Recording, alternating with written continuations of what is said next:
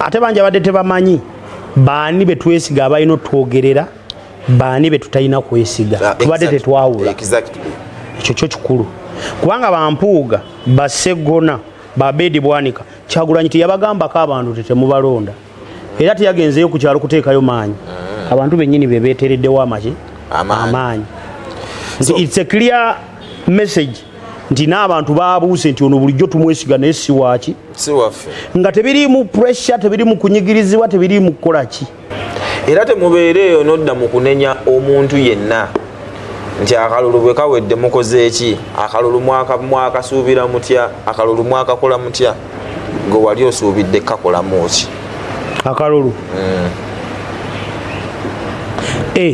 bano abali mu kubuuza mbwe yali ategese protestive vote nga asirise kati yazze mu kwekweka ekyo ekibuuzo kiba kidda gye bali kiri ku ggwe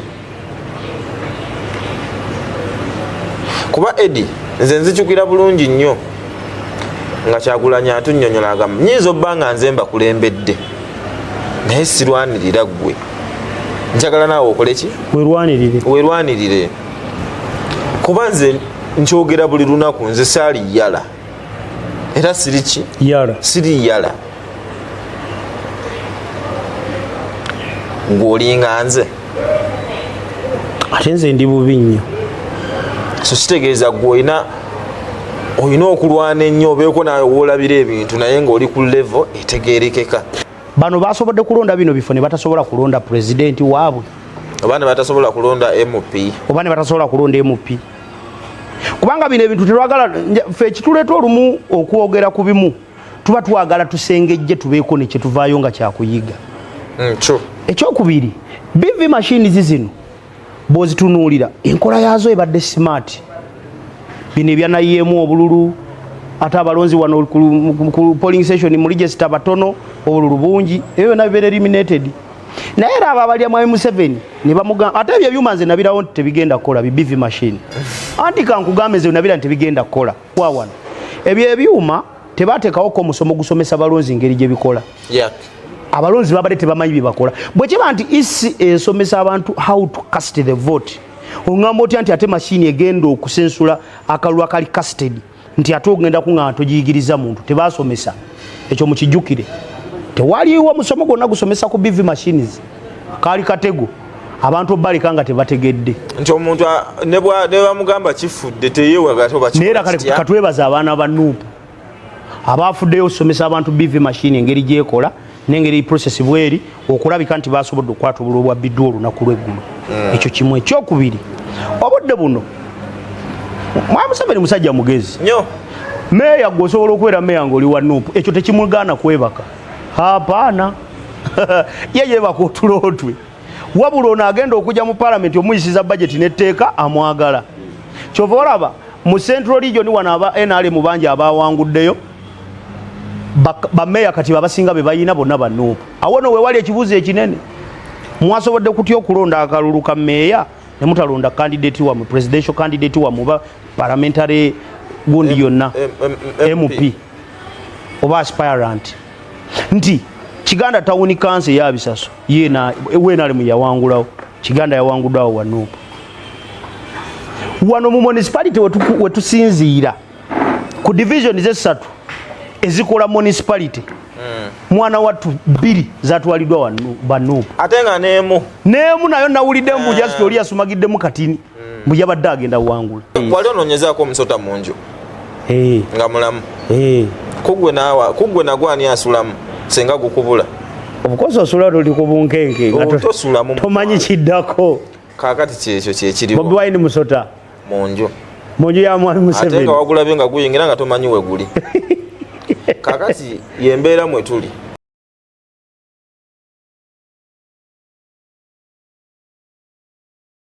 tubanirizaako bassebo ne banyawa mwenna gye musinziira okubanga mutugoberera mwebala okubanga gye muli ogwanga Uganda gye tusinziira okubanga ebintu bitambula lwala ennaku z'omwezi 5 of course Katonda kye tumwebaliza ekikulu season ya politics ewedde kati tuzzeeyo ku drawing board alime apakase gwe bapangisibwa okuvuma ebivumo bikome abapangisibwa okubega babeze bamaze teri kibinga wabeze enkambi yammwe neegwa nga bakusindika obege enkambi emu gye bakusindika obega ye yawangudde. So mbabuzaako mwenna gye musinzira okubanga mutugoberera abali Uganda, banafu abali Netherlands. My brother Okello, long time, how are you? How is Netherlands? Abali US mbabuzaako njagala muzi kubali Dubai, abali kudungwa Hasala agamba te Sharif Nagawa y'omu ku ba first commenters abajja mu comment section ku YouTube wao. Babuzaako mbabala kubanga gye muli, mbabala kubanga mutambuza ebintu ensonga nga bwe ziri. Tekavikisa babuzeeko bamalu babuzaako wama ensonga olunaku lwale tubeeko ze tuwayawayaamu tulabe olunaku luno bwe lugenda otambula olwa Thursday. Mbalamusizaako ne mbabuuzaako nnyo abalabi ba Ikigreat Media mwebale kubanga kyatwekuumiddeko nga mutugumiikiriza ne mutulinda ate batwagala. Tunaatera ogenda mu kisibo ky'abasiraamu so munzikirize mbatolere salaamu. Alaikum salaam wa rahmatullahi wa barakatuh. Alhamdulillah ekisibo ekyo kitubonyaabonya. Basharifa betubadde tusanga mu mbaala todda mu bbala. Guno omulundi ndirayikira obutasiiba. Lwaki? Nfunye sayinizi nnyingi eza alusa. Nyinza obutasiiba. Alusa gwe njogerako ndowooza omutegedde. Alusa aba mungi so n'osalawo Mukama akulabire mu mbeera eyo. Tubebaza ababeerako gyokisindika ndabayo. Ngambye ki? Alusa bwe bulwadde bw'omanyira bw'okuzoowulira. Wamma akalulu twakakomekereza olunaku lwabadde lwaggulo.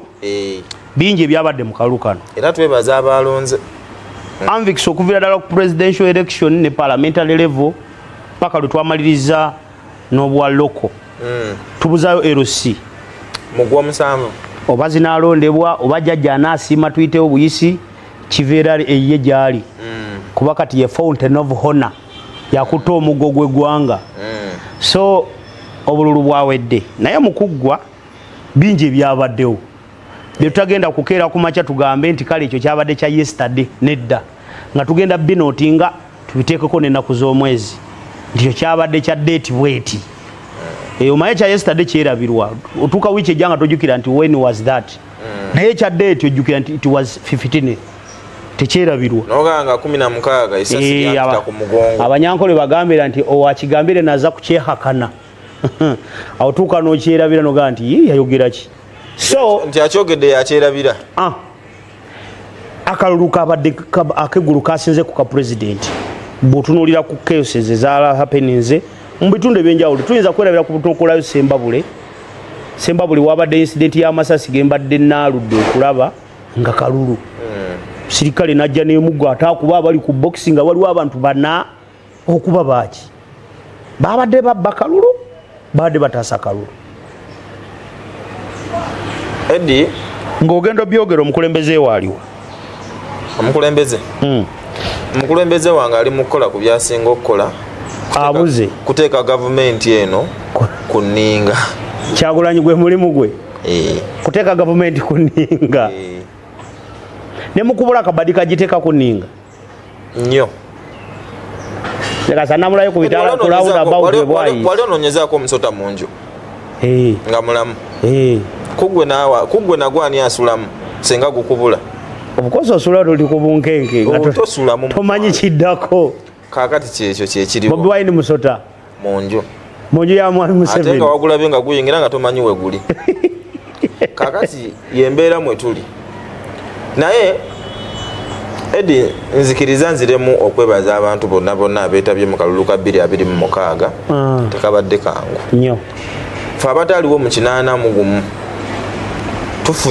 tufunye ekifaananyi kya 81 nti Eddie okusinziira ku bitunyumizibwa abaaliwo mu 81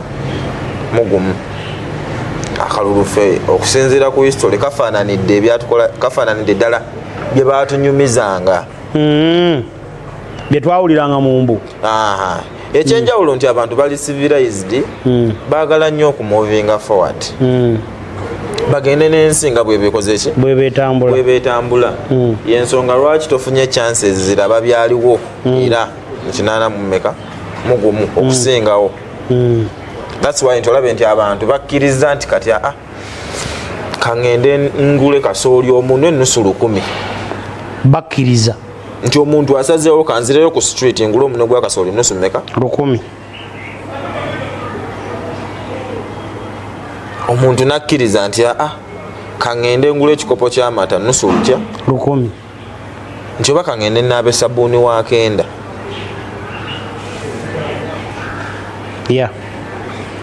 kyekyenjawulo ekikyuse ku kyaliwa ku kyomukinana kuba mu 81 abaaliwo bagamba tuyinza obutanaaba sabbuuni wa 9 katugende tulwanyise sabbuuni wa 9 oba onfuna nkuwulira bulungi kyoyogera nkifuna. So akalulu kano katuyambye nnyo okumanya gwanga kimwe tutambulira. Edi bantu bangi nnyo abatamanyi gwanga lyabwe bwe libadde litambuzibwa, gwanga litya bwe lifugibwa, obuyinza omuntu abufuna atya era n'abukozesa atya. Ate bangi abadde tebamanyi baani be twesiga abalina otwogerera, baani be tutalina kwesiga, tubadde tetwawula. Ekyo kyo kikulu kubanga bampuuga baseggona babedi bwanika Kyagulanyi teyabagambako abantu tetemubalonda era teyagenzeyo ku kyalo kuteekayo maanyi. Abantu bennyini be beetereddewo amaanyi. It's a clear message nti n'abantu baabuuse nti ono bulijjo tumwesiga naye si waaki si waffe, nga tebiriimu pressure, tebiriimu kunyigirizibwa, tebiriimu kukola ki. So Eddie, kigenda beera kya buswavu nnyo okukinnyonnyola abanaddawo nti pulezidenti esiigiddwa mu kalulu ka 2026 yabadde by mistake.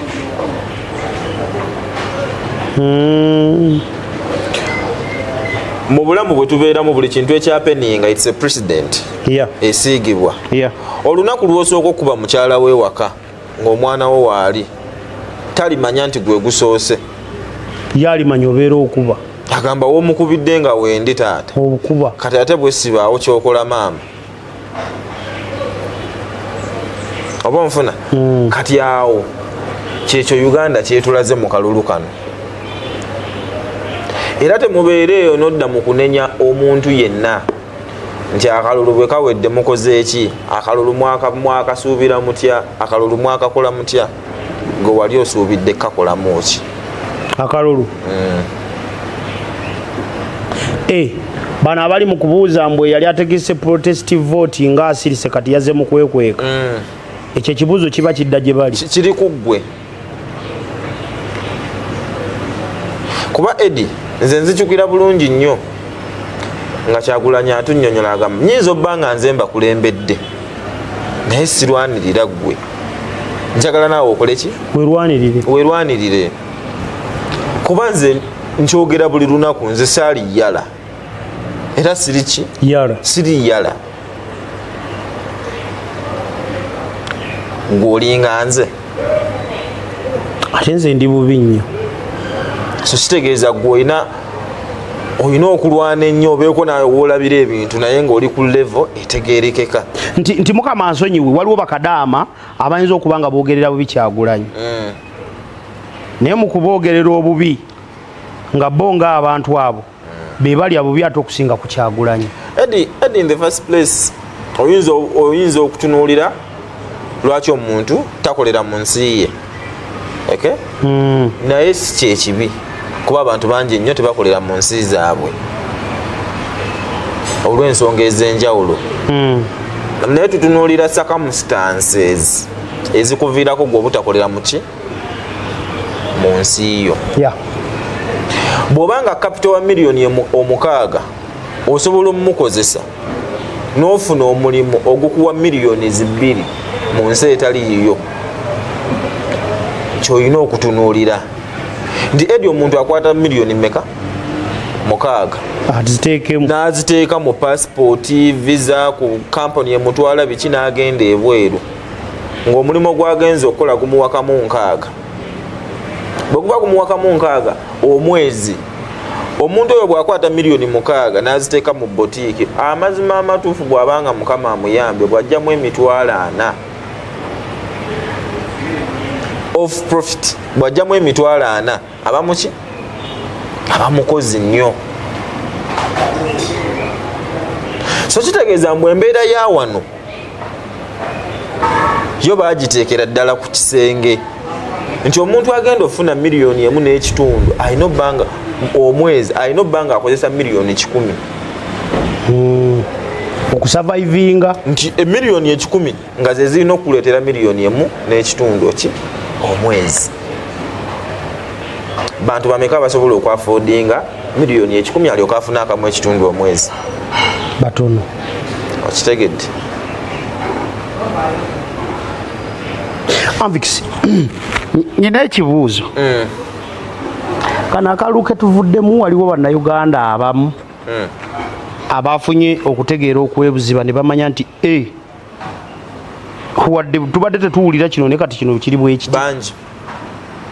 Bangi lwakuba nti Eddie kati abantu ate okulonda kuba frustratinze ennyo okusinga ekisanja ekiwedde. Naye nti abategedde ate bangi. Naye nzijukira waliwo eŋŋombo y'omusajja oba bamuyitaani erinnya lye sirimanyi mmanyi lye bamuyita bano abamusinza eyagamba balikenga balikenga ikookere nti baligenda okutegeera nga bukedde nga nkoko zakookolimye edda nti mu budde bwe balina otutegerera si mwe bategeeredde naye nga abategedde baki bangi. Eddi luli abantu bali tebamanyi n'akalulu kabbibwa katya, omuntu akubba atya akalulu. Bategedde ku luno. Bategedde ku luno. Buli muntu amanyi akalulu bakabbirawa, bakabba batya, ani asobola okukabba ani atasobola. Kati buli muntu amanyi. Tubuulireyo awamu abantu babayinza okuba badde tebamanyi gwe nga wawalabi. Abantu babadde tebamanyi nti wabbirwa akalulu we ku Tale Center balangirira ebivudde mu district. Kati ku mulundi guno kwe kirabikidde nnyo nti bamuyita batya returning officer RO ayimirira bw'ati n'agamba I so and so as the returning officer of this area I declare gundi nga bamusinga obululu 10,000 gwalangira nga bamusinga obululu 10,000 meka kuba kimanyi nti mandate gy'alina mu kwogera ebigambo ebyo yemuweebwa constitution kitegeeza ayitidde mu constitution okulangirira era mu bufunzi aba alina the final say. Kakati nga gwagenda omulwanyisa olina okulinda ate oli bamukole ki bamugazeetinge. Omuntu gwe bamaze okugazeetinga Eddie abeera ne influence y'amaanyi nnyo asobola okukulema okujjayo. Of course ayinza n'okukimaliriza ekyo n'ayiye engeri endala y'okumweremezaamu okweremezaayo kuba ne bwakukozingira accident n'obeera singa omuntu omuloopa omusango guno baguprolongira ne bagutweka ku myaka 3 n'ekitundu nga buli we mugenda mu kooti bongerayo balaga obujulizi buli buno buli ng'ate kyekiriwo si kubuzaabuza totuuka n'obivaako of course kuba babuzaayo ebbanga lya myezi nga 6 mu bugende mu kalulu akalala. Avix tudde ku kulonda kwa kuno kwasembyeyo okwaba mayors divisions ne town council. Nsaba tukkaanye ffenna abatulaba wano enkola y'ebyuma bya BV machine ye yali wetugo entuufu eyalina okukozesebwa mu kalulu konna era lwakuba temwayagadde kimanya the reason as to why ku local levels wano byakoze bulungi nnyo because that was the only way engeri gy'osobola okulagamu obumativu.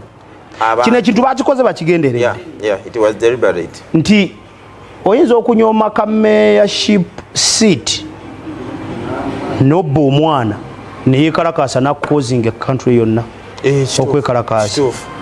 Kati bo babadde bagezi bino ebifo kati njagala kibeere on record buli wali ow'enaalemu eyawangula ayina bakansala bangi ne bameya abawangudde nga beenaalemu to one extent nebisaza litwale tumanyi nga lyo lisingamu kubeera beenaalemu Kasambye wa Kabanda David meya wa town council ya Kabanda David ow'enaalemu eyawangula ayina abakansala abali wansi nga batendala oba independent kati ekibuuzo kijja ku drawing board Anvix bano basobodde kulonda bino bifo ne batasobola kulonda president waabwe obane batasobola kulonda MP obane batasobola kulonda MP kubanga bino ebintu terwagala fe kituleta olumu okwogera ku bimu tuba twagala tusengejje tubeeko ne kyetuvaayo nga kyakuyiga ekyokubiri BV machines zino bwozitunuulira enkola yaazo ebadde smart bino ebyanayemu obululu ate abalonzi wano ku polling station mu register batono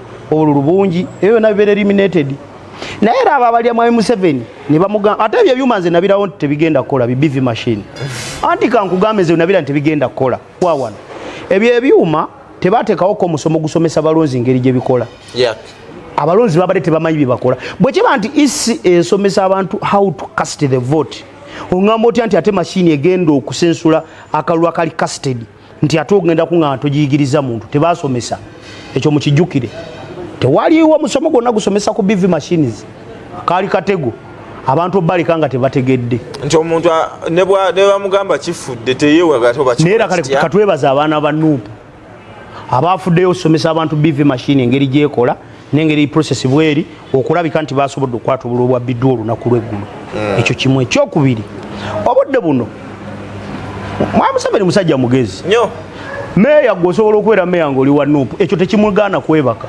hapaana ye yebaka otulootwe wabula ono agenda okujja mu palamenti omuyisiza budget n'etteeka amwagala kyova olaba mu Central Region wano aba NRM bangi abawanguddeyo bameeya kati babasinga be bayina bonna ba Nuupu awo no wewali ekibuuzo ekinene mwasobodde kutya okulonda akalulu ka meeya ne mutalonda candidate wa mu presidential candidate wa mu parliamentary gundi yonna MP oba aspirant nti Kiganda Town Council ya Bisaso yena wenale mu yawangulawo Kiganda yawanguddwawo wa Nuupu wano mu municipality wetusinziira ku division z'essatu ezikola municipality mwana watu 2 zatwaliddwa ba Nuupu ate nga neemu nayo nawulidde mbuja sitori yasumagiddemu katini mbuja badde agenda wangula kakati awo wenkugambidde nti buno obudde ekibuzo kyaffe kyonna tulina kukiteeka ku kintu kimu nti how comes okeera ku makya ne tutandika okubanga bye tutaali ng'obudde buno tebimakinga kubanga nze kankugambe ekintu kyenjagala tuleme kujjako birowoozo kiri ekintu kimu akalulu ka Pulezidenti Museveni kalimu ekkuuli eddene bannansi lye batanayagala kuwa attention okimanyi tebannatuwaliza tuseezo at district level at sub county level batuwadde general Uganda yonna. I want to correct you bannansi ekkuuli baalirabye Edi fe tulina ekigambo ky'omuvubuka kyetutera okukozesa bansinze onsinze nyina bakyali bange tukikozesa nnyo onsinze nti oyinza osanga akawala gayina baba wansinze tukikozesa nnyo kakati bannansi bagenzemu eyo state eyawonsinze eyabansinze kuba munnansi akimanyi ng'akalulu ka district tekannabalibwa ako ku level ya district n'okumanya ababaka bafunye bumeka ako bwa president kabadde katuuse dda eko kali katuuse kakati nga ye yeebuuza mechanism eyabaza akamwami Museveni okubanga bakalaga ku NBS ne percentage yaako nga tebanalangirirayo enne parliamentary seat ebadde yanjawulo etya ku y'omubaka ng'ate olwedde babadde babala box ya omubaka ebox ebaddeemu mwe muli aka president buli polling station n'akeri MP ate nga we twasookeranga buli omu baasookanga bwa MP ne basembyayo aka president nga beebuuza bali mechanism balina etya esooka ku transmitting aka president nga ne DRA forms tezinatuuka ku Tale Center bannansi bakivuddeko buvi nakano kakweko badde tomanyi tusobola genda ku isi n'otunula mu box yonna omanyi mu isi wagenderayo box ogimanyi DRA form egendera mu box ku isi yebere ya isi tewali isi ina DRA form ya presidential seat abate oyinzo ginoonya ne musulungi basaba musulawo zonna nga bwe bazijja mu field nti singa tugamba leka tudde by election ya Mbere district mulete DRA form za wano tebalina neemu ate Edi waliwo ekintu bannansi abalala kye bataategedde akalulu bwa president kabbibwa katya amaanyi abantu kuba president ye tasindika ba agent omu ku omu omubaka yasindika kulwa president we. Yes. Bagenda ne bakussa ku target, bagenda ne bakussa ku pressure. N'otandika okubeera ngwa akalulu akakuli ku bwongo ka mubaka. Yeah. Nova ku mukulembeze. Bw'okayanira ku mubaka kalinga bakola ki? Kali ko bagira bugizi. Of course. Kati atola ntine Sumaya yawangula wano wanupu. Nosobola mubuuza ne president we bwe yafuna buli polling station nga tabumanyi. Ne si musango. Of course si musango gwe. Kubana yaba akyalwana. Kubana yakyayina akake. True. Si teguba musango gwe. Tinaye uredde boba n'abantu balinga babala ebintu byabwe. Babibalanga nti ku sente n'omulimu omuntu asooka gobaki. Tayinza olowooza okukwata sente nga yedde nti ate omulimu gugendamu wa sente maakiri obadde naye n'asooka atwala ziriwa. Nti obudde buno kankugambe ebyo ebyuma obikkirizisa okubireeta gwe weewuunyeemu. Batugamba ani yatugamba nti baleese bamakanika ku isi bakanike mashini zezo ekyali kiziseruli tezaafa. Batugamba zifudde tezaafa. Ani yaleese makanike yazikanisa zikole ku bululu bubiri. Edi twasooka ne tulowooza nti mashini zezo zigenda kozesa IR. Of course. Naye twakizuula luvannyuma mbw ate mashini zezo zirina kukozesa intaneti. Bo ne bagijjako era nga nabo bakola ki? Nga bakigenderedde. Nti ne bwe wandibadde oyinza obayitamu olukwesese n'obalyamu olukwembu gw'okikozesa awo ku polling station yo kale kikoze. Intaneti teyakola ki? Teyaliiko. Ontegedde ndowooza nti for them they plan ekintu kye bagenda okukoleramu ekintu kyabwe nga bamanyi nti wano we tugenda okukwatira. Kubanga nze olaba kankugambe eyo nsonga nkulu otugambye ebyuma bifudde tetuwuliddeeko tibagenda bikanika tiba byakanikiddwa tebatuwa by the way na gundi isite ya communicating tikati ebyuma bigenda kukola kano bwacha kumacha ne tugenda ku polling station ndio kyuma kati kye kikola mbwate muli ku kyuma ne mulyoka mulwawo naye nga muzeeyi abalaki akulietinga honesty mu bufo wansi tuleme kuyomba okimanyi kati kasambi omutima gugikakanye MPR yo wadde bamulonda ne kale ne wabaawo abatakkiriziganya baga era kali kasa tulinayo mwana waffe Kiganda Town Council bakuba kabuye wanupu yawangudwa wanupu kati wenale mu yawangula waliwa ne kati Kiganda yonna esirisega kasito waffe nti mwaye Museveni yemu akupa oluyiwano namala nakuteekerako wano nakuterayo kapiro wano noga ankubye kasita ngenda kweba kutulo kati kyekyo kyeyabakola era mu bibalo byabwe byonna balinga bamanyi ekiyinza okuleeta chaos mu kalulu kano kiki konna kavuga kuva waggulu katuusa wansi wonna tikati wansi katuwa fiisi era ne kati nkyewuunya ekifo kya Nammere ekyo kiraba Nammere aleme akucacyanca nti akyali omanyi byonna osobola obikola ne Mwami Museveni oyo nze mumanyika kintu kimu aludde nga mugoberera ayina byatakkiririzaamu takkiriza kantu katono kumuswaza kyobola nze kanvikisa nga enookera ku makyano ganzija kuba pulezidenti Mwami Museveni asobola okuteekako bambega ne kuwopangisa ne oba wazimba wali wazimba ku neighbor nga ayagala manyi oyo agenda okujja okunesimbako yaani ye tanyooma muntu interest agijjawa anti nkugambye n'engeri lwaki Kyagulanyi yatoloka ebyo byonna Kyagulanyi yalina abantu be mu life ye ya celebrity abadde batambuza ebintu bye yalina handler we owa social media yalina driver we abadde ne bodyguard we kitegeeza mu abo mubaddemu bonna abamwambaza for the 20 years kitegeeza kati omusembereza omuntu amubege obudde buno kibadde kizibu unless nga akozeseza bali abadde ku lusegere of which naba mubadde ku lusegere all the time babadde bayina ensonga lwaki bali ku lusegere lwa Bobi Wine ye fact enkulu era singa obudde buno kankugambe Kyagulanyi bya planning okola bifuluma tebinnakolebwa naye kati bakugamba ayinza okuwa information edi mutwe nga tanagiwa balubongoyi anti amusanze eno mu ordinary level waliwo oli gwe yatandika naye gwamanyi nti bwe namugamba tugende tuyite wano tukanga abantu bano tukole tutye edi akimanyi nti babadde bakikola kati yo fact enkulu era mu bintu byonna nze binjagala otegeere mu kalulu kano nze ekintu kyenewunyiza kyenkyasinza okwewunya ye percentage ya Mwami Museveni eya 71 roughly 72 nga tereflecting on a ground tesobola nti Mwami Museveni bw'omuyita asinkana abakulembeze bagenda okukolagana nabo mu structure ye okuviira ddala waggulu mpaka wansi nga tulonze ne bachairman ogenda kwekanga nga opposition yesingamu namba Edi akalulu kababa mu broad daylight tolina bwokakasa abantu nti bye watadde waggulu bigenda reflectinga n'ekiri wansi era nti olumu kigaana kuba gwoba baze birala kikwate okiteeke ku incident y'e Masaka eya Nammeere tosobola tugamba nti omulamuzi omu asaze emisango ebiri egifaanagana ne decision ezitafaanagana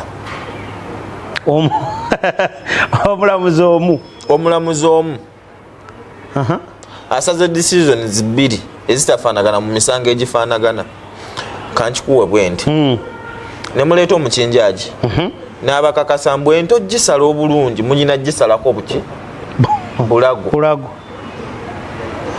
ne mumuleetera n'endala same size ne kala na buli kimu kyekimu nabagana okusinzira eno nga bweri ejawoma tugisoose magulu nomukama naye watugambye naye ebitabo bigamba tugisala mbulago eno katukyuseemu katusale amagulu kakati omulamuzi yafuna emisango ebiri gyonna nga gimukyalenjinga ogusooka n'agugoba era n'awa n'ensonga lwaki agugobye nti bw'osanga nga box ziri tampered with tobala recount ekolaki kekali akaseewungu era nga n'ensonga endala evaayo egamba nti omuntu okufuna recount olina obbanga omusinga obululu ameka 5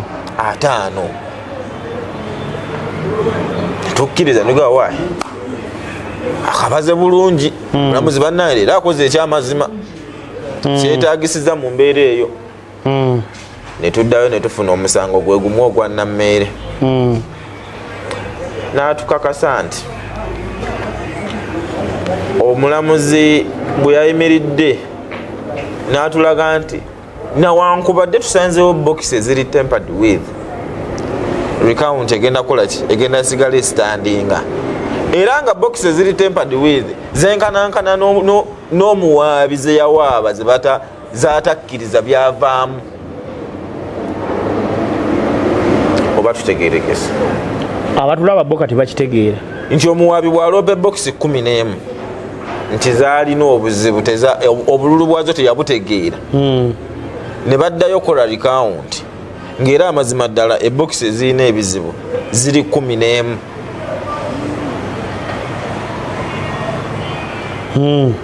era omulamuzi n'agamba atugende maaso ne recount neevaayo n'asigala ng'agamba kino kyekivudde mu bululu era ng'ono yawangudde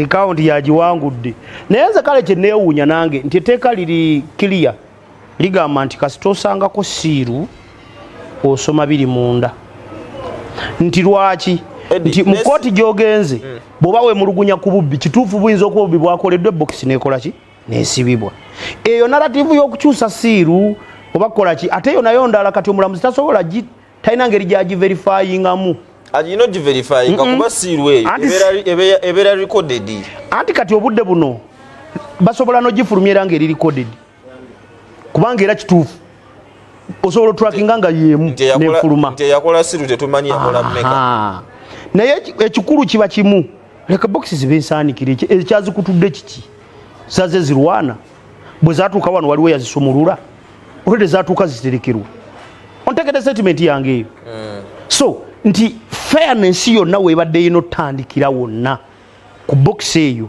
kyovala wane mubende bwe baali bakola likawunti ebokisi yali nsibe netasangibwamu kirimu ekibuuzo kitekiddira ono mulamuzi mu kooti yakugambye nsanze ebisibe ngaera olugero lw'abaganda nti kiri mutu kimanyibwa nnyini kyo kati tosobola kera ku makyo ogamba omulamuzi nti kiri mutu olwo kati ngwe era naye yaggiddwamu intention ki otegedde statement yange nti singa bokisi ezo zaali nsibe ebyandibadde byonna mu bokisi omulamuzi bye bimuweeswa obuvunaanyizibwa okudiikira eyalinga naye kati ekizibu ekyalabise mu Masaka ate wabaddewo ensumulule ate nze n'omutima gwange guŋŋamba edi n'otuuka ku bokisi n'oyisa esooka n'oyisa eyokusatu zabadde 6 n'ekyokubiri kale nze kyanneewunyisiza NRM Nammeere si yabadde best choice okulwanira you've gotten the point ontegedde waliwo abasajja abaagudde nga babadde bansonga nga bamuzinzi nga bw'omulwanira dde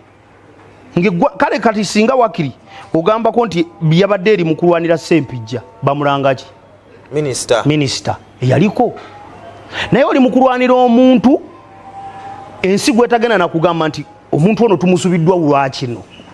Imagine atunulidde program gye yakoze ku TV ku Barometer ku Lwokubiri nga fukumukomuga ngamba nedda fa abali ba subscribers mu party ye naali mu lumu tukaaba amaziga n'ugamba kakati dalo yali presenting atya party yo gye wali oganti gyolimu oba kale gyolimu okera ku macha yali kyatyo n'ogamba twakiwangudde twakikubye agenda tugattako ki. She is not a good mobilizer. Siye muntu muyivu tetuli kwogera ku buyivu. Omaya abantu basinga balowooza obuyivu ye qualification yokka. Yasoma.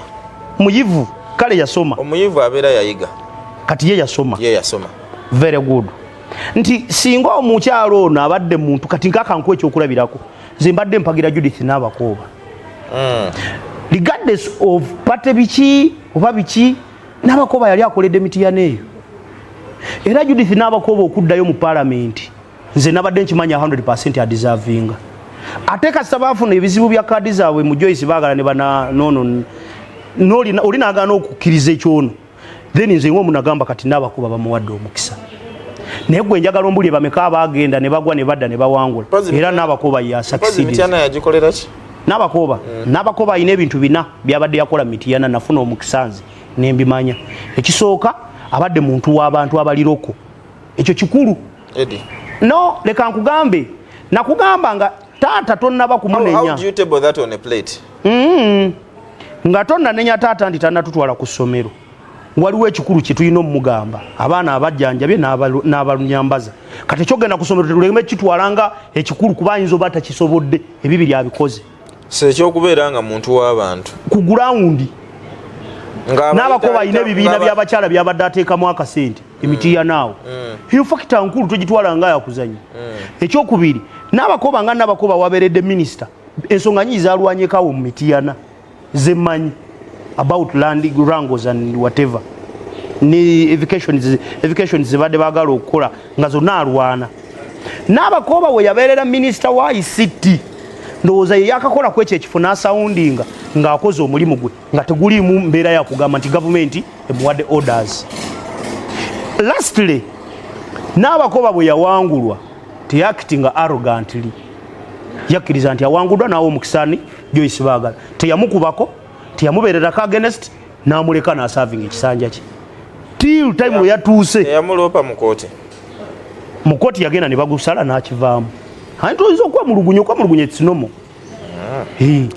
So nti obudde buno singa ekyo ekifo kibadde balwanira ekyemasaka kyabadde nga n'abakooba nze nandibadde obudde buno nyinza obutalaba nsobi ezo nga nze mutima guŋŋamba maybe gavumenti ekyagala n'abakooba kubanga n'abakooba abadde alina abantu batera osisinkanya. I think ye muntu eyalese n'enkola y'okutereeza ebyapa ebyo omanyi bwe kintu kisobola okujja nga kirungi ne wabaawo abakiite mabiga ne bakitta. Naye n'abakooba yalese enkola eyo ey'okutereeza kati ebyapa okubeera obambu electronic sort of system eyo yagijje Japan I think. Yoyo n'abakooba simwogerako nnyo nga mumanyi ennyo fine mumanyi naye ndi mukwogera nze ku kintu kyeŋŋamba nti bw'okompe yalinga ebibiri bibadde byanjawulo. Kati n'ogenda otunulira ono omukazi w'e Kasanda atukunda omukazi yawangudde akalulu kankuwa ekyo kyewunyisa atukunda w'e Kasanda yawangudde Nabagabe. Oh my God nga wabatadde awo bombi boogere oli atukunda omugamba kansala sirika nti ate yemupi eyawangudde Nabagabe nti obudde buno ambikisi waliwo we tutuuka ne tugamba. That's why abantu badde bagamba Ssemujju yannumye ate dda ne bagamba kale era George musika sana yesimubi. Ontegedde omuntu agenda okuddira mbigere nti nga tetunalowooza ku pate omanyi ekitusinza okutwonoona wano era nawulyako statement y'omuhoozi ng'agyogera ebibiina bitwonoonye nnyo.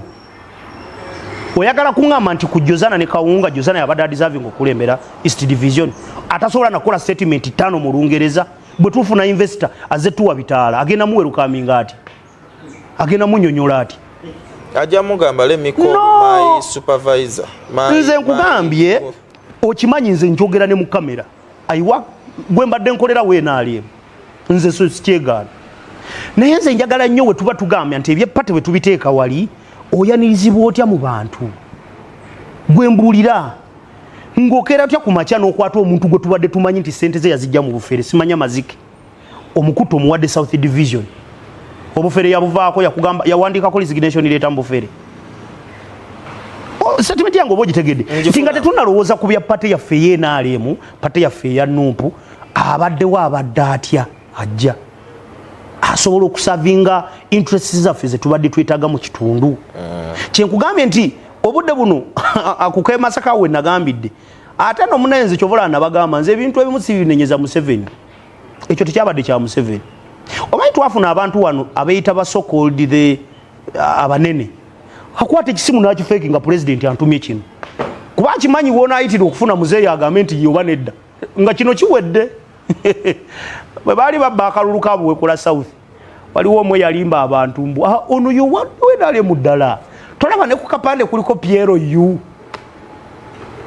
nga yo narrative gyaku ye nayikola statement nti nga tonaba kulowooza ku birala byonna waliwo ne bamafiya abatubeeramu nze nyina we nali lumu omuntu nakubira omuntu omunene essimu namugalo tufunye wode noneno namugamba sinayogerako na muntu oyo bagenda okyogera nga kyawedde doyisibwa kato kiri vasinga no kikyusa ibeera story for another day kati tubayina wano kakake Masaka nkubulira kasoro bwebera damage kyagikoze dda kasoro mukaluluka na mere yakoze ebitundu 10 naye nga ajja n'agamba omusirikale obaaliwo okubajjukira alina abamukuuma akimanyi minisita yowaseeke biki ajja n'agamba wa poliisi muzeeyi aŋŋambye tuyisaawo ono wona anoonyeza muzeeyi gwe DPC RDC omanyi ekyo nakyo kikyamu nti mwami Museveni bwe yali akwata obuyinza obbuwa abantu bano teyabubaweera mu constitution yabubaweera ku ssimu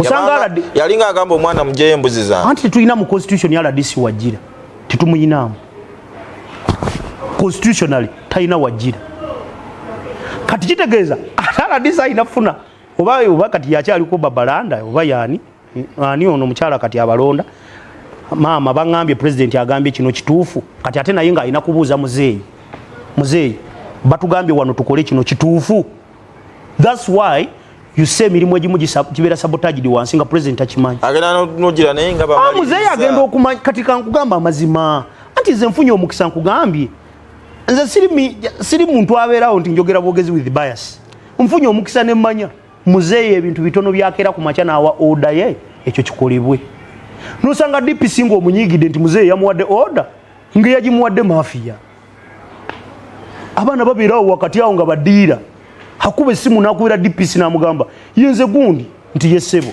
muzeeyi atugambye awo akalulu tukagala bwe tuti kati ate DPC okunyooma ono akimanyi one wa muzeeyi atuuka alina kukola ekyo at the end of the day ne bakola blunders kyovola bakankugambye sabo kikati kambuuze bwe kituuka ne kibanga akalulu bamaze dda okukagirabe bati nga bakatadde mu favor y'ono mafiya yakawadde muzeeyi n'akimanya nti byabadde bwe bityo what does he do gwe wali olabeko muzeeyi ng'ajja mu nsonga eziripeti oli mukulembeze wa ggwanga ajja ku national issues emia constituency of Masaka kyemuleetera kuddawo mbw atudunga ekisooka teri kwetta ekyokubiri tebina bwe mumulirira buyinza bwe ye akireka n'agamba anti ekyo si kyabukulembeze ate kituufu ffe kati tufunye omukisa tukulembeddeko mu zikampani leka nkuwe scenario yino kuba kyowolereza kifo kituufu nze mbaddeko mu kampani nga ndi mukulembeze kankugambe mbaddeko mu kampani nga ndi mukulembeze naye wenkolera kankugambe mulimu ensonga zonsanga nga sizigenzeemu nembaleka bo ne beeruma then oluvannyuma ne beesootinga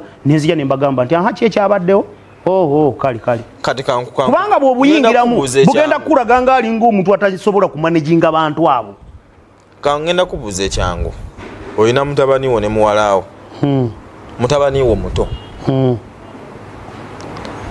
naye singa akwata akambe n'akatunuza muwalaawo mukulu we okolawo ki anviki sitogatta bitasoboka kano kalulu ekyokubiri bakatutena mu kooti singa ngambye basa abantu kati kankwe sinaliyonge ye butambala abantu kumpi lafule 11 statement yange badde bweti nti omuntu yenna ayina ekigambo ekisembayo over anything over dayoso meku omukulembeze talekerera abantu not on everything that's why ayina abamuyambako si buli kimu okimanyi nti kati kugwe Masaka ogwo musango yabadde alina okusooka ayita RDC ayite DPC ku office okwo ku police ku regional polices kubeerako abadoketi ya politics abayita ababuuze gwabadde gutya wamanyako ensonga lwaki yagoba abaali electoral commission bwe bawandiisa ekibiina kya National Unity Platform mu 2020 nakyo bawandiisa nobagoba saakimanyi mulimu kyosobola okukola ngaokikola on your favor nti gundi ondiddemu olukwedde ebbali ekyo kirala ekyo kyali kyabukulembeze kiba kikyeku okubeera ng'akulembera anti omukulembeze toyinza kukiriza bathrowing government ng'otunula olina okuba omugezigezi Amvix bino ebintu kati gambi kugambi bw'oba omukulembeze mulimu sacrifices zoteekawo era kyegambye tokitegedde nedda nze nkyali ku kigambo kyange eki Mwai Museveni okimanyi yagendako mu by-election yaliyo ekisolo ojjukira by-election eyo gwe yawagira n'agwa yayogera ki then omwegendereze nnyo Mwai Museveni amanyi okukozesa abantu ensobi ye n'asigala ng'ali smart by-election n'agenda n'akuba akalulu owa independent n'akawangula ne bamulangira without when even they didn't delayed zagenda wera saawa 12 nga badeclarinze Museveni akugamba wampita kujja kunoonyezaako obuwagizi oba wali tobuyina mbujjewa kati lwaki ayagala nti yandibadde atyo swala n'okimanyi wano nnyina bemmanyiize bamanyi wano mu Uganda nga bw'obahayalinga ne bagenda mu by-election of course si musango gwe kuba naye akyalina akake true si teguba musango gwe ti naye olwedde bo bano abantu bwe baalinga babala ebintu byabwe babibalanga nti ku ssente n'omulimu omuntu asooka gobaki tayinza olowooza okukwata ssente nga yedde nti ate omulimu kugendamu wa ssente maate obadde naye n'asooka atwala ziriwa nti obudde buno kankugambe ebyo ebyomubikkirizisa okubireeta gwe weewuunyeemu baatugamba ani yatugamba nti baleese bamakanika ku isi bakanike mashini zeezo ekyali kiziseruli tezaafa baatugamba zifudde tezaafa ani yaleese makanike yazikanisa zikole ku bululu bubiri edi twasooka ne tulowooza nti mashini zeezo zigenda kukozesa IR of course naye twakizuula luvannyuma mbw ate mashini zeezo zirina kukozesa intaneti bo ne bagijjako era nga nabo bakola ki nga bakigenderedde nti ne bwe wandibadde oyinza obayitamu olukwesese n'obalyamu olukwembu gw'okikozesa awo ku polling station yo kale kikoze intaneti teyakola ki teyaliiko ontegedde ndowooza nti for them they plan ekintu kye bagenda okukoleramu ekintu kyabwe nga bamanyi nti wano wetugenda okukukwatira kubanga nze olaba kankugambe eyo nsonga nkulu otugambye ebyuma bifudde tetuwuliddeeko tibagenda bikanika tiba byakanikiddwa tebatuwa by the way na gundi isite ya communicating tikati ebyuma bigenda kukola kano njoba biteredde bwacha kumacha ne tugenda ku polling station je cyuma kati kye kikola mbo ate muli ku cyuma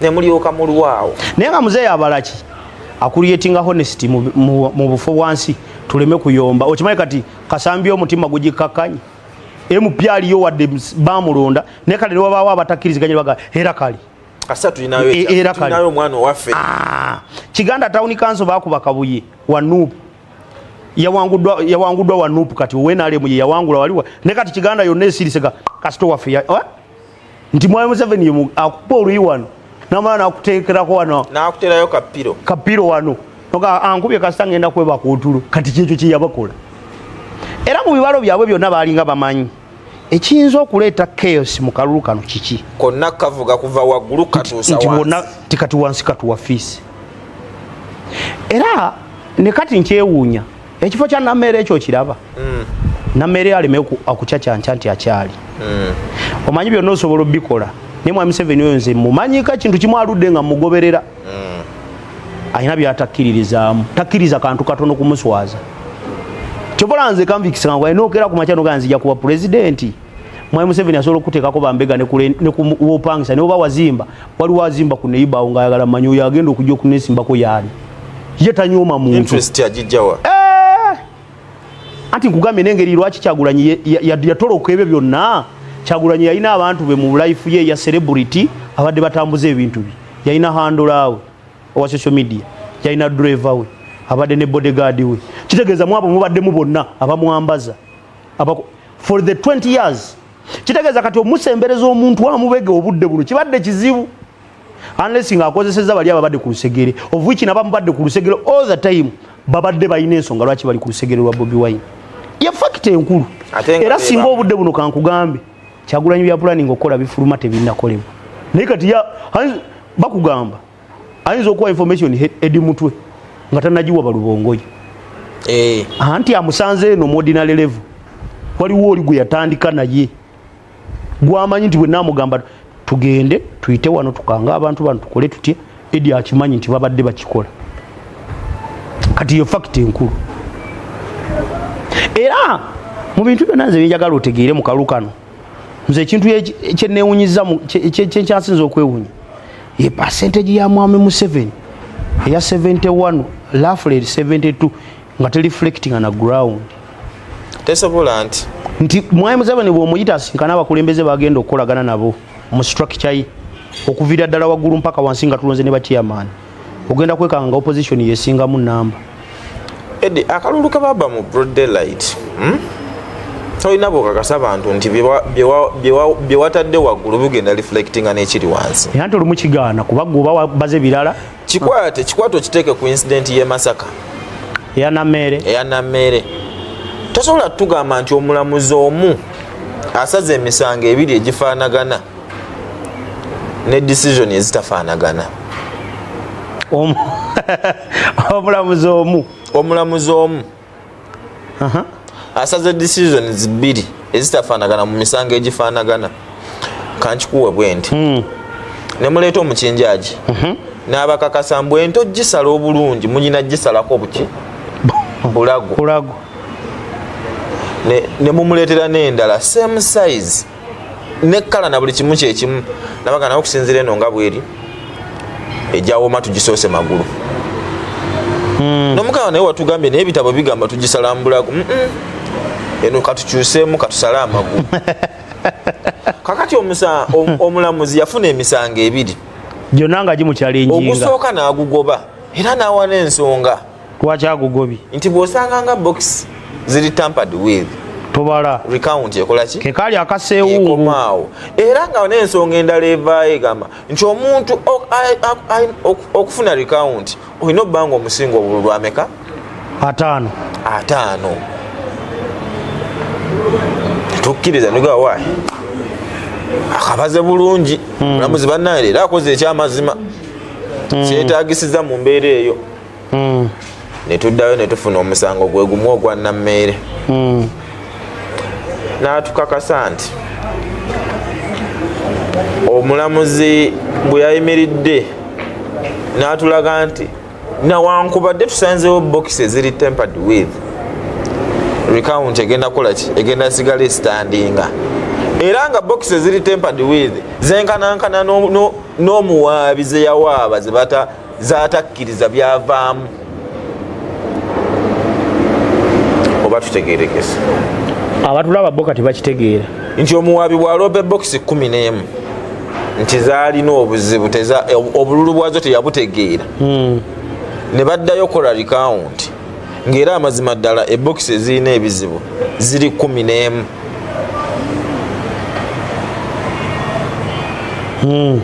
era omulamuzi n'agamba atugende maaso ne recount neevaayo n'asigala ng'agamba kino kyekivudde mu bululu era ng'ono yawangudde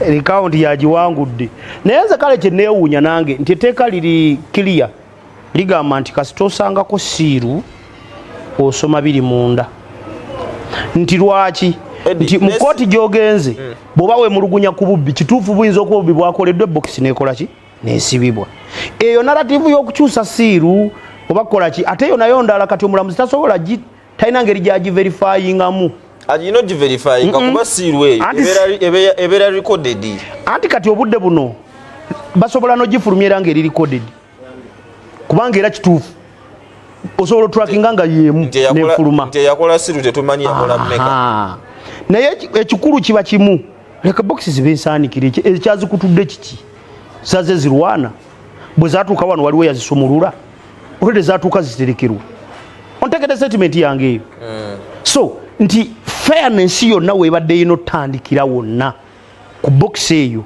chovala wane mubende bali bakola account box yali nsibe netasangirwamu kirimu ekibuzo kitekidira ono mulamuzi mu kooti yakugamba ensanze bisibe ngero olugero lwabaganda ndikiri mutu kimanyibwa nyini kyo katosobola kera ku macho gamba omulamuzi nti kiri mutu olwo kati ngwera naye yajiddwamu intention ki otegede statement yange nti singa box ezo zaali nsibe ebyandibadde byonna mu box omulamuzi bye bimuweeswa obuvunanyizibwa okudikira yalinga ne kati ekizibu ekyalabise mu Masaka ate wabadde wensumulule ateze n'omutima gwange gungamba edi notuka ku box no itsesoka no iseyo kusatu zabadde mukaaga n'ekyokubiri kale nzikya neewunyisiza NRM Nameresi yabadde best choice okulwanira. You've gotten the point. Ontegedde waliwo abasajja abagudde nga babadde bansonga nga bamuzinzi nga bw'omulwanira dde kale kati singa wakiri ogamba ko nti yabadde eri mu kulwanira Ssempijja bamulanga ki minisita eyaliko naye oli mu kulwanira omuntu ensi gwetagenda nakugamba nti omuntu ono tumusubiddwa lwakino. Imagine atunulide program gye yakoze ku TV ku Barometer ku Lwokubiri nga fukumuko omuga ngamba nedda abali ba subscribers mu party yenali mu lumutuka abamaziga nugamba kakati dalo yali presenting atya party yoje wali oganti jolimu obakale jolimu okera ku macha yali kyatyo nogamba twakiwangudde twakikubye agenda tugatta kochi she is not a good mobilizer siye muntu muyivu tetuli kwogera ku buyivu omaya abantu basinga balohoza obuyivu yo qualification yokka yasoma muyivu kale yasoma omuyivu abera yayiga kati ye yasoma very good nti singa omukyalo ono abadde muntu kati nkaka nkwe ekyokulabirako zimbadde mpagira Judith Nabakoba regardless of party biki oba biki Nabakoba yali akoledde mitiyana eyo era Judith Nabakoba okuddayo mu parliament nze nabadde nkimanya 100% adeservinga ate kasita bafuna ebizibu bya kadi zaabwe mu Joyce baagala ne bana nono oli naagaana okukkiriza ekyono then nze ng'omu nagamba kati Nabakoba bamuwadde omukisa naye gwe njagala ombulye bameka abaagenda ne bagwa ne badda ne bawangula era Nabakoba ya succeed Nabakoba alina ebintu bina byabadde yakola mitiyana nafuna omukisanzi nembimanya ekisooka abadde muntu w'abantu abaliroko ekyo kikulu no leka nkugambe nakugamba nga taata tonnaba kumunenya. How do you table that on a plate? Nga tonna nenya taata ndi tanatutwala ku ssomero waliwo ekikulu kye tulina omugamba abaana abajjanjabye n'abalunyambaza kati kyogenda ku ssomero tetuleme kitwalanga ekikulu kuba ayinza oba takisobodde ebibiri abikoze ekyokubeera nga muntu w'abantu ku gurawundi Nabakoba alina ebibiina by'abakyala byabadde ateekamu akasente emitiya naawo hiyo fakita nkulu tugitwala nga yakuzanya ekyokubiri Nabakoba nga Nabakoba waberedde minister ensonga nyi zalwanyekawo mu mitiyana zemanyi about land wrangles and whatever ni education zibadde bagala okukola nga zonna alwana Nabakoba we yabeerera minister wa ICT ndowooza ye yakakola ku ekyo ekifo n'asawundinga ng'akoze omulimu gwe nga teguliimu mbeera ya kugamba nti gavumenti emuwadde orders. Lastly Nabakoba bwe yawangulwa teyakitinga arrogantly yakkiriza nti awanguddwa naawe omukisani Joyce baagala teyamukubako teyamubeererako against n'amuleka n'aserving ekisanja kye till time we yatuuse yamulopa mu kooti yagenda ne bagusala n'akivaamu anti oyinza okwemulugunya ekisinomo so nti obudde buno singa ekyo ekifo kyebadde balwanira ekyemasaka kyabadde nga Nabakoba nze nandibadde obudde buno nyinza obutalaba nsobi ezo nga nze mutima guŋŋamba maybe gavumenti ekyagala Nabakoba kubanga Nabakoba abadde alina abantu batera sisinkanya I think ye muntu yalese n'enkola y'okutereeza ebyapa ebyo omanyi bwe kintu kisobola okujja nga kirungi ne wabaawo abakiite mabiga ne bakitta naye Nabakoba yalese enkola eyo ey'okutereeza kati ebyapa okubeera obambu electronic sort of system eyo yagije Japan I think yoyo Nabakoba simwogerako nnyo nga amumanyi ennyo fine mumanyi naye ndi mukwogera nze ku kintu kyeŋŋamba nti bw'okompe yalinga ebibiri bibadde byanjawulo kati n'ogenda otunulira ono omukazi w'e Kasanda atukunda nze omukuba omukazi yawangudde akalulu kankuwe kikyewunyisa atukundo wekasanda yawangudde Nabagabe. Oh my god, nga wabataddeawo bombi boogere oli atukundo omugamba kansala sirika nti ate yemupi eyawangudde Nabagabe nti obudde buno ambikisi waliwo wetutuuka ne tugamba. That's why abantu badde bagamba Ssemujju yannumye ate dda ne bagamba kale era George musika sana yesimubi. Ontegedde omuntu agenda okuddira mu bigere nti nga tetunalowooza ku pate omanye ekitusinza okutwonoona wano era nawulyako statement y'omuhoozi ng'agyogera ebibiina bitwonoonye nnyo.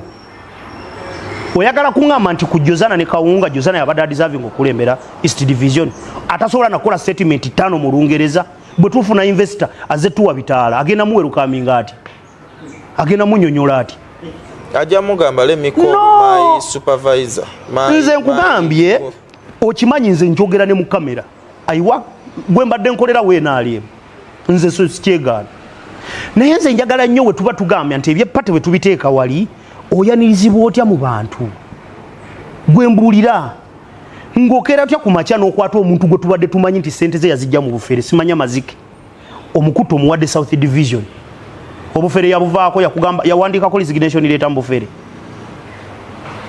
Statement yange oba ogitegedde nti nga tetunalowooza ku bya pate yaffe y'enaalemu pate yaffe eya Nuupu abaddewo abadde atya ajja asobola okusavinga interests zaffe ze tubadde twetaaga mu kitundu. Kyenkugambye nti obudde buno akuke Masaka we nagambidde ate no munenze kyovola nabagamba nze ebintu ebimu sibinenyeza Museveni ekyo tekyabadde kya Museveni. Omanyi twafuna abantu wano abeeyita ba so called the abanene akwata ekisimu nakifeeki nga president antumye kino kuba kimanyi wona ayitira okufuna muzeeyi agambe nti yoba nedda nga kino kiwedde. Bwe baali babba akalulu kaabwe wekola South waliwo omwe yalimba abantu mbu ono yowadde mu ddala tolaba ne ku kapande kuliko Piero yu nga yo narrative gyaku ye nayikola statement nti nga tonaba kulowooza ku birala byonna waliwo ne bamafiya abatubeeramu. Nze nyina we nali lumu omuntu nakubira omuntu omunene simu namugalo tufunye wode noneno namugamba sinayogerako na muntu oyo bagenda okyogera nga kyawedde doyisibwa kato kirivasinga nokikyusa ibeera story for another day kati tubayina wano kakake Masaka nkubuulira kasolo damage kyagikoze dda kasolo mu kalulu ka Nammere yakoze ebitundu 10 naye nga ajja n'agamba omusirikale obaaliwo okubajjukira alina abamukuuma akimanyi minisita yowaseeke biki ajja n'agamba wa poliisi muzeeyi aŋŋambye tuyisaawo ono wona anoonyeza muzeeyi gwe DPC RDC omanye ekyo nakyo kikyamu nti mwami Museveni bwe yali akwata obuyinza obbuwa abantu bano teyabaweera mu constitution yabubaweera ku ssimu osanga yalinga agamba omwana mujeyo embuzi zange anti tetulina mu constitution RDC wajjira tetumuyinaamu constitutionally taina wajira kati kitegeeza atala design afuna oba kati yakyaliko Babalanda oba yani ani ono mukyala kati abalonda mama bangambye president agambye kino kituufu kati ate naye nga alina kubuuza muzeeyi batugambye wano tukole kino kituufu.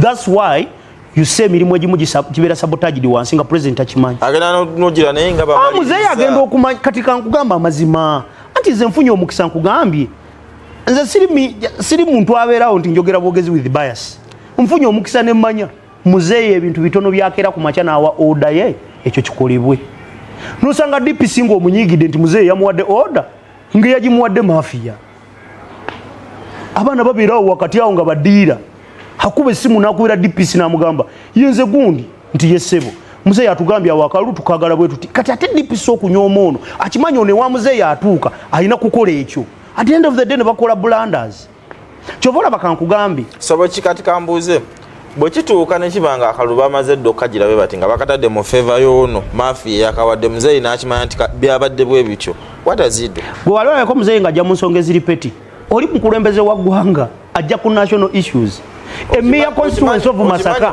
kyemuleetera kuddawo mbw atudunga ekisooka teri kwetta ekyokubiri tebina bwe mumulirira buyinza bwe ye akireka n'agamba anti ekyo si kyabukulembeze ate kituufu Ffe kati tufunye omukisa tukulembeddeko mu zi kampani. Eddie, leka nkuwe scenario yino. Kuba kyowolereza kifo. Kankuwe changu.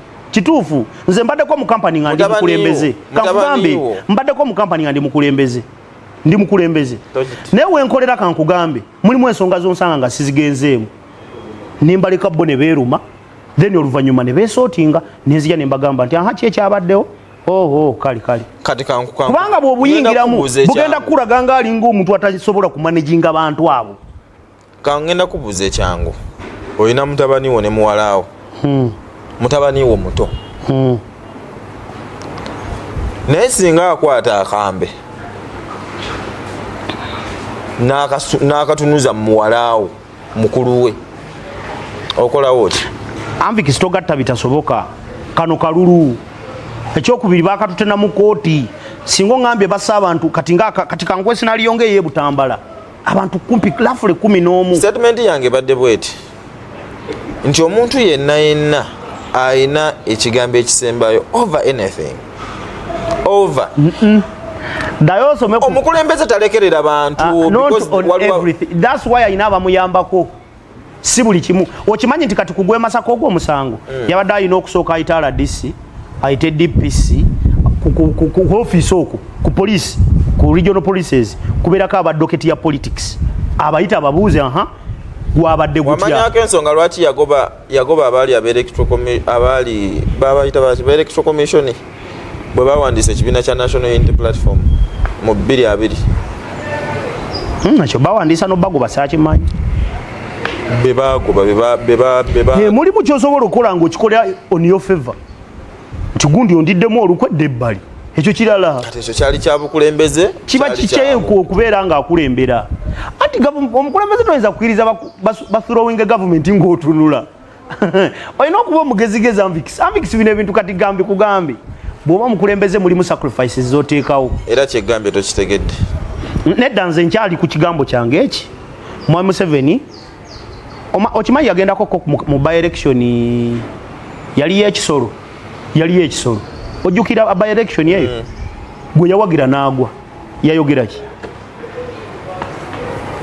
Tendo mwegendereze nnyo Mwami Museveni amanyi okukozesa abantu ensobi ye n'asigala ng'ali smart.